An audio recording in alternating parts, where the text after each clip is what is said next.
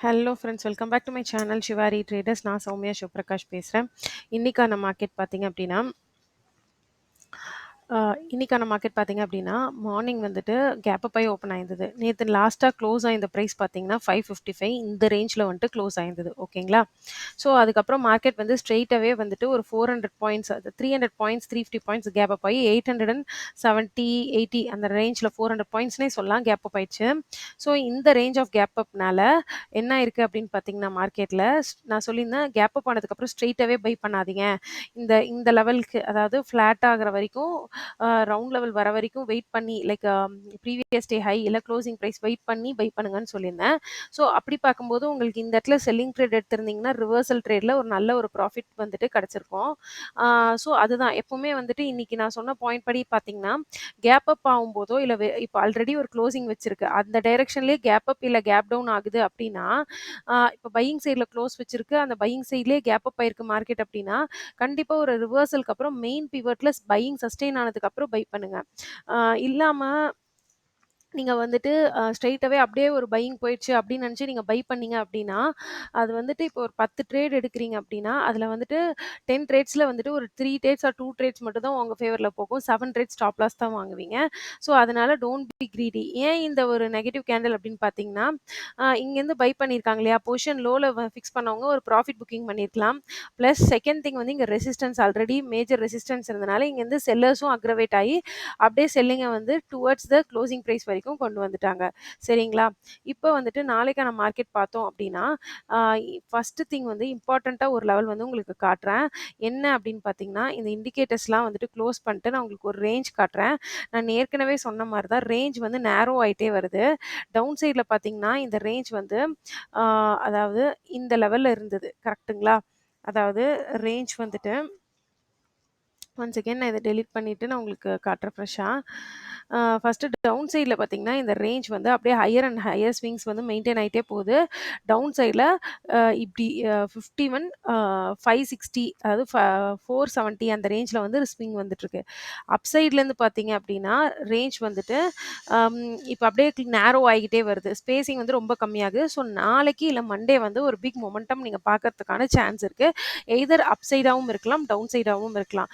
Down சைட்ல பார்த்தீங்கன்னா, last swing இந்த ஸ்விங்க பிரேக் பண்ணும். அப் சைட்ல பார்த்தீங்கன்னா, கிட்டத்தட்ட இந்த ஸ்விங்க பிரேக் பண்ணாவே போதும். பட் ஸ்டில் நீங்க ஹையர் கன்ஃபர்மேஷனுக்கு இந்த ஸ்விங் பிரேக் பண்ணுச்சுன்னா, உங்களோட அப்சைட் டார்கெட் வந்து இதெல்லாம் கிராஸ் பண்ணி 52,200, 300 கிராஸ் பண்ணுச்சுன்னா 53,000 ஆல் டைம் ஹைக்கு அகைன் போறதுக்கான சான்ஸ் இருக்கு. டவுன் சைட்ல பார்த்தீங்க அப்படின்னா, கீழ வந்துட்டு அகைன் வந்து 50,500 வரைக்குமே உங்களுக்கு வந்து ஓப்பன் டார்கெட்ஸ் இருக்கு. ஓகேங்களா? ஸோ இது ஓவரால் பிக்சர். நான் இதுதான் இப்பவே நடக்க போகுதுன்னு சொல்ல, இது ஓவரால் பிக்சரா நான் உங்களுக்கு எக்ஸ்பிளைன் பண்றேன். ஸோ எப்பவுமே மார்க்கெட்ல பிரைஸ் எப்படி போயிட்டு இருக்குங்கிறத ரீட் பண்ண வேண்டியது நம்மளோட ஃபர்ஸ்ட் மைண்ட் செட்டா இருக்கணும். ஸோ அதுக்காக உங்களுக்கு டீச் பண்றேன் எப்படி ரீட் பண்ணணும்னு சொல்லிட்டு.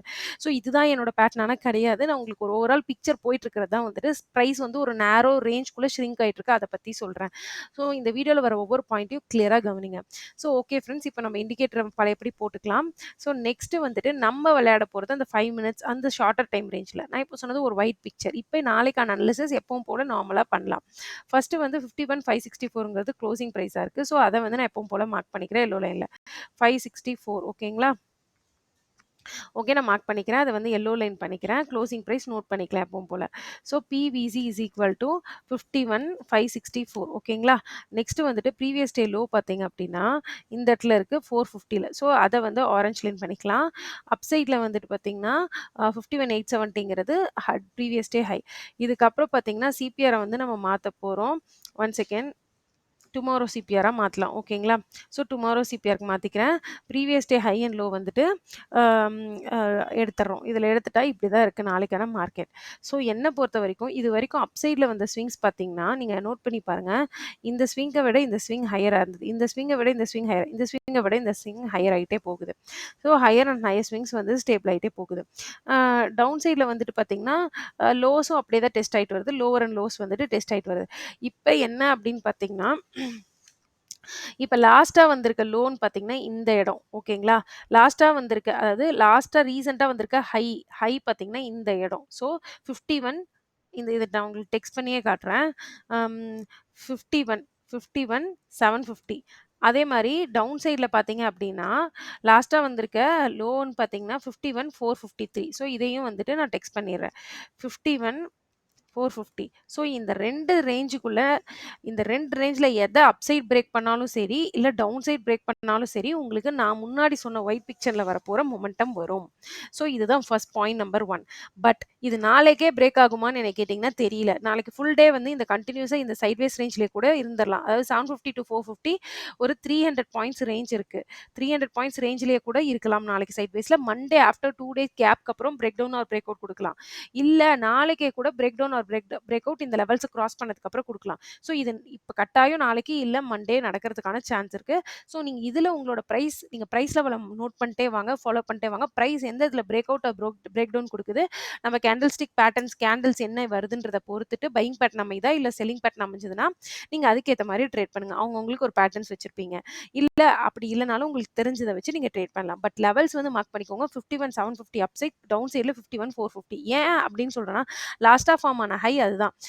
இதுவரைக்கும் இப்ப அப்படியே ரெஸ்பெக்ட் பண்ணிட்டே வருது மார்க்கெட். லோவர் அண்ட் லோஸ் வந்து அதாவது லாஸ்ட்டா வந்துட்டு ஃபர்ஸ்ட் வந்துட்டு உங்களுக்கு எப்படின்னு சொல்லணும்னா இன்னும் கிளியரா ஃபர்ஸ்ட் 52,300 வந்துச்சுங்களா? அதுக்கப்புறம் மார்க்கெட் வந்து 51,900 வந்துச்சு. அப்புறம் மார்க்கெட் இன்னைக்கு 51,870. அதுக்கப்புறம் பார்த்தீங்கன்னா, லாஸ்ட்டா இப்ப குடுத்திருக்க ஸ்விங் 51 க்ளோசிங் வந்து 564ல முடிச்சிருக்கான். அதே மாரி தான் டவுன் சைட்லயும். இப்ப லாஸ்ட்டா வந்திருக்க ஹை பார்த்தீங்கன்னா, 51,700லேருந்து 750. இந்த ரேஞ்ச வந்து பிரேக் பண்ணுதுன்னா, அப்ப என்ன அர்த்தம்? ஹைஸ ரெஸ்பெக்ட் பண்ணிட்டு இருந்த மார்க்கெட் இப்ப ஹைய பிரேக் பண்ணுது. அப்ப பையர்ஸ் ஸ்ட்ராங்கா இருக்காங்க. அப் சைட்ல இருக்க செல்லர்ஸோட ஸ்டாப் லாஸ் தட்டும். அப்ப ஃபாஸ்ட் மொமெண்டம் மேல இருக்கிறதுக்கான சான்ஸ் இருக்கு. அதே தான் டவுன் சைட்ல பேட்டர்ன் எடுத்துக்கிட்டீங்கன்னா, கீழ லோ எப்படி ஷிஃப்ட் ஆயிருக்கு? 200ல இருந்தது. அப்புறம் அ அம் 300 வந்தது. அப்புறம் 350 வந்தது. அப்புறம் 450 வந்திருக்கு. ஸோ, இப்ப டவுன் சைட்ல இந்த 450ங்கிற ஸ்விங்க பிரேக் பண்ணுச்சுன்னா என்ன அர்த்தம்? மார்க்கெட் லாஸ்ட்டா இருந்த லோவ ரெஸ்பெக்ட் பண்ணாம பிரேக் டவுன் குடுக்குதுன்னு அர்த்தம். அப்ப பையர்ஸோட ஸ்டாப் லாஸ் வந்து ஒவ்வொன்னா ட்ரிகர் ஆக ஆரம்பிச்சுரும். ஸோ, இந்த ஸ்விங்ஸ்க்கு கீழலாம் தான் ஸ்டாப் லாஸ் இருக்கும். அப்ப ஃபாஸ்ட்டா ட்ரிகர் ஆகும்போது ஃபாஸ்ட் மொமெண்டம் இருக்கும். ஸோ, இன்னைக்கான வீடியோ இவ்வளோதான் ஃப்ரெண்ட்ஸ். லாங்கா இருந்தாலும் இன்னைக்கு கிளியரா உங்களுக்கு பிரைஸ் ஆக்ஷன் வந்து சொல்லிக் குடுத்துருக்கேன். ஸோ, சிம்பிளா இந்த வீடியோ பார்த்தீங்கன்னாவே இதுல நெறைய பாயிண்ட்ஸ் உங்களுக்கு நோட் டவுன் பண்றதுக்காக இருக்கும். நீங்க எவ்வளோ தான் மார்க்கெட்ல வந்து ஸ்ட்ராட்டஜிஸ் வச்சீங்கன்னா, நம்ம மைண்ட் செட் ரொம்ப முக்கியம். நீங்க ட்ரேடிங்ல ஃபாலோ பண்ண போற சிம்பிள் பாயிண்ட்ஸ் ரொம்ப முக்கியம். ஸோ, இத மறக்காம ஃபாலோ பண்ணிக்கோங்க.